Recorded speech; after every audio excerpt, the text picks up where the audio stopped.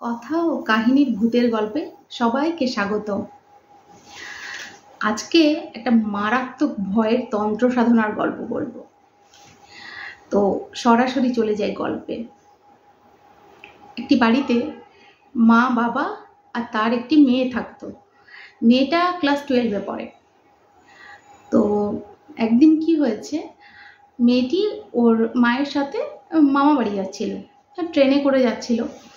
তো ট্রেনে দেখবেন যে হকাররা ওঠে বই বিক্রি করতে, ছোট ছোট ভূতের গল্প, ইসপের গল্প, এসব নানা রকম নিয়ে ওঠে।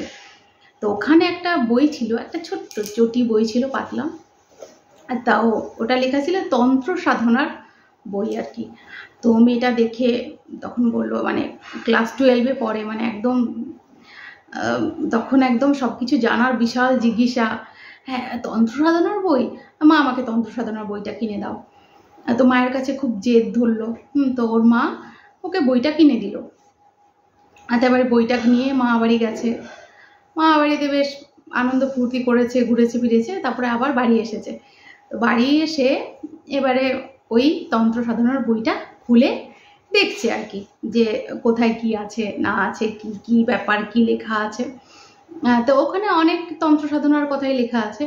তার মধ্যে এক জায়গায় লেখা ছিল যে কি করে ধন প্রাপ্তি হয়, মানে সোনার মোহর কি করে প্রাপ্তি হয়। তো বেশ কিছু নিয়ম করা আছে, যে কি করতে হবে। প্রথমে ভালো করে স্নান করতে হবে, স্নান করে একটা গাছের নিচে বসতে হবে, গাছের নিচে বসে একটা গর্ত করতে হবে, তারপরে একটা মন্ত্র 108 বার জপ করতে হবে। ব্যাস, এবারে মন্ত্রটা জপ করার পরে প্রথমে একটা কাকমরা আসবে, তারপরে আসবে দুটো ছাগলের ঠ্যাং, তারপরে আসবে একটা বাচ্চার মাথা, আর তারপরে আসবে বেশ এক কলসি ভর্তি মোহর। তো হচ্ছে এই বাপরে, এইসব সত্যি হয় নাকি? তো ও মানে নিছকই একটা যে সত্যি হয় কি না এরকম একটা, মানে এরকম জিজ্ঞাসার বসে ও কি করেছে, ওটা মানে বলছে আমাকে করতে হবে। তো এবারে ও একদম বাড়িতে ওর মা যখন কাজবাজ করছে, বাবা অফিস চলে গেছে, ঠিক সেই সময়, মানে ওদের না বাড়িটা অনেক বড় ছিল। তো বেশ কিছুটা জুড়ে বড় বাড়ি ছিল, আর পিছন দিকে বেশ অনেকটা বাগান ছিল। তো বাগানেরই একটা জায়গায় একটা বেশ বড় গাছের নিচে ওরকম স্নান টান করে একদম পরিষ্কার একটা জামা কাপড় পরে এসে এরকম বসেছে। তো গাছের নিচে বসে না বেশ একটা গর্ত করেছে। এবারে গর্ত করার পর সামনে গর্তটা করেছে, পিছন দিকটা করে বসে আছে, হ্যাঁ, আর সামনে গর্ত। তো এবারে ওই 108 বার মন্ত্রটা জপ করেছে। তো 108 বার মন্ত্রটা জপ করার পরে না সত্যি সত্যি দেখছে যে একটা কাক কোথার থেকে মরে চুপ করে এসে পড়লো। হ্যাঁ, মরা কাক। এবারে বলছে যে বাহ, বেশ ভালোই তো, হ্যাঁ এবার মন্ত্র তো কাজ করছে, অনেক খুব মজা, সোনার মোহর পাবো। তো ওই মন্ত্রটা 108 বার জপ করার পরে কাক এসছে, এবারে ও তো উঠে গেছে, পরের দিন আবার নেক্সট দিন বসবে। তা নেক্সট দিন আবার এসে বেশ টান টান করে ওরকম শুদ্ধ বস্ত্রে ওখানে বসেছে, বসে আবার সেই 108 বার মন্ত্রটা জপ করেছে। এবারে জপ করার পরে না দুটো ছাগলের ঠ্যাং এসেছে, এসে কাটা ছাগলের ঠ্যাং দুটো পড়ে, মানে ওই গর্তটার মধ্যে এসেছে, কোথার থেকে এসে টুপ করে পড়েছে। আর ও না হঠাৎ করে একটা জোর চিৎকার করেছে, চিৎকার করে ওই গাছটারই এরকম করে নখ দিয়ে গাছটাকে এরকম করে আঁচড়েছে। মানে কোনো মানুষ কি কখনো একটা গাছকে ওভাবে আঁচড়াতে পারে? এমনভাবে আঁচড়েছে যে গাছের গুড়ি কত মোটা হয়, তার ছালটা কত মোটা হয়, সেই পুরো ছাল পুরো উঠে গেছে, এরকম করে আঁচড়েছে। আঁচড়াবার পরে মানে একটা ওই জোরে একটা বিশাল চিৎকার, তারপরে ও আর কিছু জানে না। তো এবারে ওর মা দৌড়ে ছুটে চলে এসছে যে হঠাৎ করে বাগান থেকে এত জোরে কেন চিৎকার করা হলো। তো এসে তখন দেখছে যে ওই মেয়েটা অজ্ঞান হয়ে পড়ে আছে গর্তটার পাশে, আর গর্তটার মধ্যে একটা কাকমরা, একটা ছাগলের মাথা, আর পাশে ওই বইটি রাখা আছে। এবার ওর মেয়েকে জল টল দিচ্ছে, ওঠাচ্ছে, বাড়িতে তো ওর বাবা নেই, অফিস চলে গেছে। জল টল দিয়ে উঠিয়ে ভালো করে বলছি কি হয়েছে, তখন মেয়ের ধুম জ্বর চলে এসছে। তো বলছে তুই আর কী করেছিস, এটা কি, এসব কি, এগুলো কোথার থেকে এলো? তো তখন বলছে যে মা, আমি এরকম বইটা দেখে আমি তন্ত্র সাধনা করছিলাম, তো এরকম প্রথমে একটা কাকমরা এসছে প্রথম দিন, তো আমার বেশ মজা লেগেছে, তো আমি তার পরের দিন আবার মন্ত্রটা জপ করেছি, তো দুটো ছাগলের ঠ্যাং এসছে, আসার পরেই না আমার পুরো শরীরটা মানে মনে হচ্ছে যেন ভারী হয়ে গেল, কেঁপে উঠলো, আর কিছু একটা মানে একটা এমন হলো আমার শরীরটা যে আমার কিছু মনে পড়ছে না। হ্যাঁ, তো বলছে যে দেখ তুই কি করেছিস, গাছটাকে তুই আঁচড়েছিস, এই যে তোর নখগুলো, তখন ওর নখগুলো না মানে উপড়ে উপড়ে গেছে, একদম পুরো রক্ত বেরিয়ে গেছে নখ দিয়ে। তো এবারে ওর মা ভয় পেয়ে গেছে, এবারে ওর মা বইটা খুলে দেখছে, তো বইটাতে লেখা আছে যে ছাগলের পা এলো, এরপর আসবে মানুষের মাথা। বলছে তুই করেছিস কি, পরের দিন যদি তুই আবার 108 বার মন্ত্র জপ করিস, মানুষের মাথা চলে এলো, কার বাচ্চার মাথা কেটে ওখানটায় ফেলে দেবে, এবারে পুলিশ কেস হয়ে যাবে, মানে তুই ভেবেছিস তুই কি করেছিস? তো এবারে ওর মা পড়ছে ওখানে যে ওই মানে ওটা কি করে বন্ধ করা যায়, তো ওখানে লেখা আছে যে কেউ যদি ওটা মানে পুরো কন্টিনিউ করতে না চায়, তাহলে ওই গর্তটার মধ্যে গঙ্গা জল ঢেলে আর মাটি চাপা দিয়ে দিতে হবে। এবার ওর মা তাই করেছে, ওই গর্তটার মধ্যে গঙ্গা জল ঢেলে দিয়েছে, দিয়ে মাটি চাপা দিয়ে দিয়েছে, দিয়ে মেয়েকে নিয়ে গেছে, মেয়ের তো জ্বর এসছে, মেয়েকে ওষুধ টষুধ দিয়েছে, দিয়ে দেওয়ার পরে মা মেয়ে তে যেমন নিজের ডেলি রুটিন ওগুলো করছে, আর ওর বাবা রাত্রিবেলা এসেছে। এবারে রাত্রিবেলা যখন খাওয়া দাওয়া করে তিনজন শুয়েছে আর কি, তো তখন মোটামুটি যখন 1:30-2 বাজে, তখন দেখছে যে ওই বাগানটা দিয়ে না মানে একটা কীরকম একটা মানে বিচ্ছিরি বাজে গন্ধ আসছে, আর এটা কেমনই করে এরকম একটা আওয়াজ, মানে একটা হুঙ্কার দিচ্ছে, মানে খুব একটা রেগে গেছে কেউ, এরকম করে না পুরো বাগানটার মধ্যে মনে হচ্ছে এরকম আওয়াজ হচ্ছে, ঘুরে বেড়াচ্ছে, একটা পচা গলা গন্ধ যেমন হয়, কোনো কিছু পচে গেলে যেমন গন্ধ হয় ওরকম গন্ধ আসছে।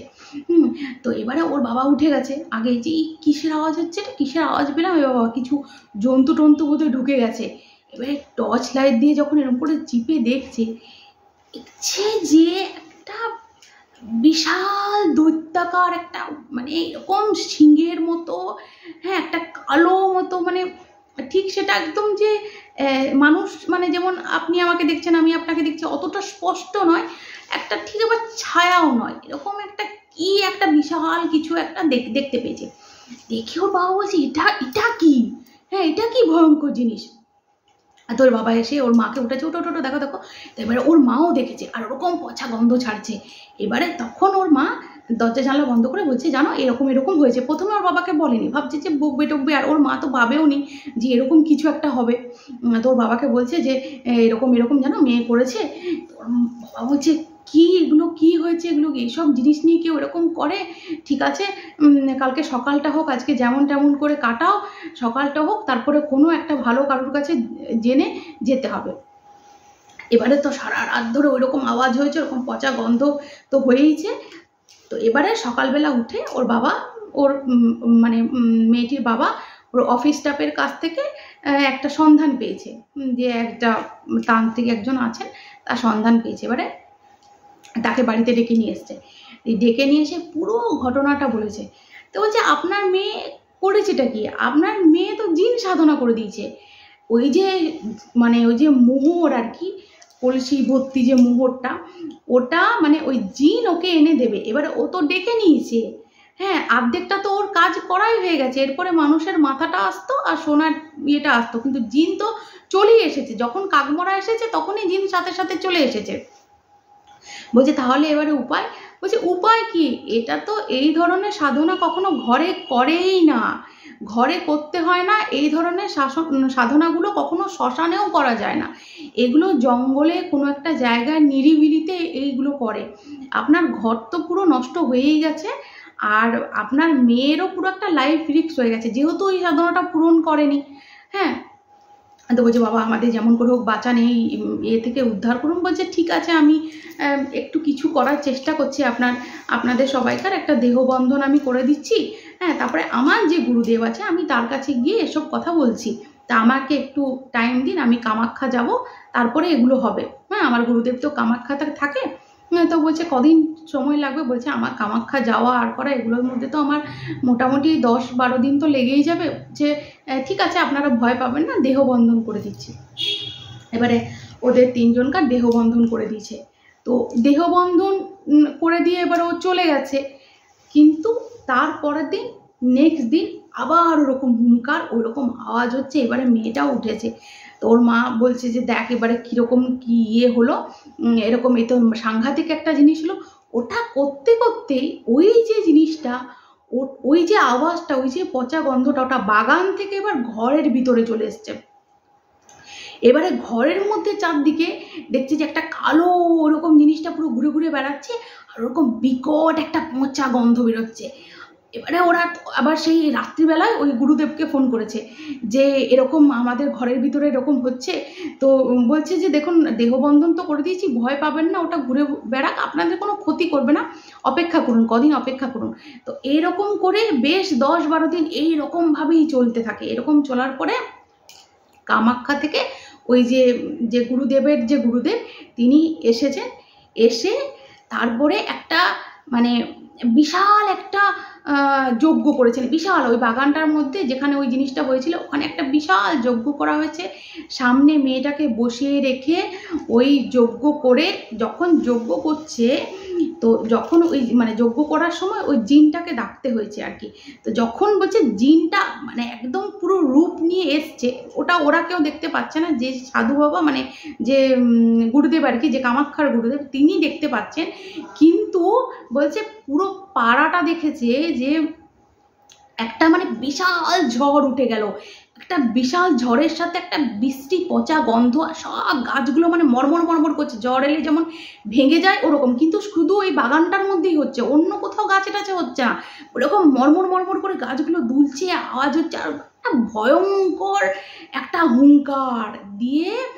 তো সেই জিনটার সাথে কথোপকথন হচ্ছে যে আমি তো নিজের থেকে আসিনি, আমাকে ডেকে নিয়ে আসা হয়েছে, সেই তন্ত্র পুরো পূরণ করা হয়নি, আমি তো এবারে মানে জিনটা না, ওই যে কাকটা ওটা জিনটা নাকি খেয়েছে, ওটা কাকটার মানে ওটা জিনের ভোগ, ওই ছাগলের ঠ্যাংগুলোও জিন খেয়েছে। বলছে এবারে আমি তো একটা বাচ্চার মাথা খেতাম, সেই খাওয়াটা তো আমার বন্ধ হয়ে গেল, এই মেয়েকে আমি ছাড়বো না, একে আমি নিয়েই যাব, আমাকে বাচ্চার মাথা খেতে দিল না, এটা মধ্যিখানে এই জিনিসটা বন্ধ করে কেন দেওয়া হলো। এবারে তো সে জিনকে তো কিছুতেই আটকানো যাচ্ছে না, সে যত যজ্ঞ হচ্ছে তত ওইদিকে ঝড় মানে তত ঝড় দিচ্ছে, তত হুঙ্কার দিচ্ছে।